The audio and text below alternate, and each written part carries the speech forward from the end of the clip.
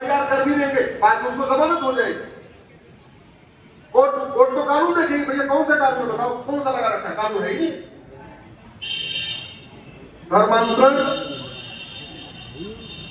संगठित अपराध है, ऑर्गेनाइज क्राइम है या अनऑर्गेनाइज क्राइम, जोर से बोलिए जरा। बड़े प्लान में होता है, ऐसे कोई तुक्का मार के तो नहीं एक आदमी आया कन्वर्ट करके चला गया, नहीं, बड़े प्लान में होता है, प्लानिंग होती है। और जो ऑर्गेनाइज क्राइम है उससे निपटने के लिए नई वाली बीएनएस में सेक्शन 111 है, जो यहाँ हमारे सत्ता बंधुओं को पता है। अब सेक्शन 111 खोल के पढ़ो, इसमें डकैती तो ऑर्गेनाइज क्राइम है,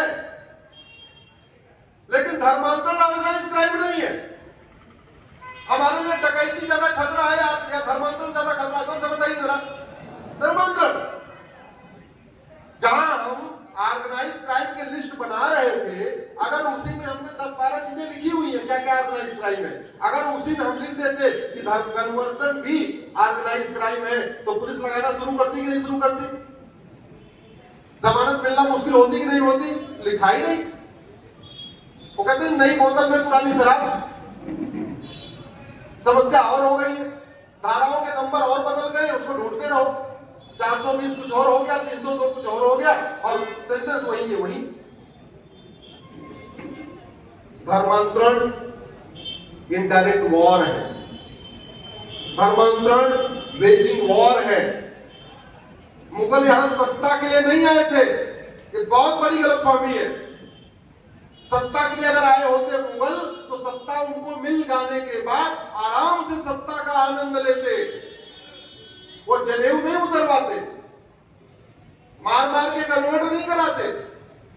उनको सत्ता मिल गई है, सत्ता का आनंद लेते रहते। हमारे लोग तो ऐसे गाय जैसे हैं, भाई बोलते भैया ठीक है तुम सत्ता करते रहो। वो सत्ता का आनंद लेते होते तो गुरु गोविंद सिंह के 4 साहिबजादों को अपना बलिदान नहीं करना पड़ता, वो भी करते रहते। मुगल यहां धर्मांतरण कराने आए थे, सत्ता तो उनकी था, क्योंकि सत्ता प्राप्त करने के बाद धर्मांतरण कराना आसान होता है।